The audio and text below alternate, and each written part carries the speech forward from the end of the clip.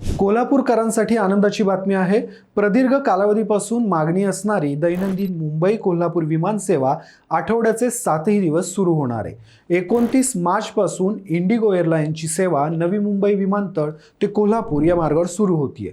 विशेष म्हणजे आता दिवसातून 2 वेळेस विमाने उड्डाण करणार आहेत। यात सकाळी 8 वाजता मुंबईहून सुटणारे विमान 9:15 वाजता कोल्हापुरात पोहोचणार आहे। त्या संध्याकाळी 7:20 सुटणारे विमान रात्री 8:30 वाजता पोहोचणार आहे। कोल्हापुरातून सकाळी 9:35 सुटणारे विमान 10:35 मुंबईत पोहोचेल, तर संध्याकाळी 8:50 सुटणारे विमान 9:50 मुंबईला पोहोचेल। यामुळे कोल्हापूर मुंबई प्रवास एका तासात होणार आहे।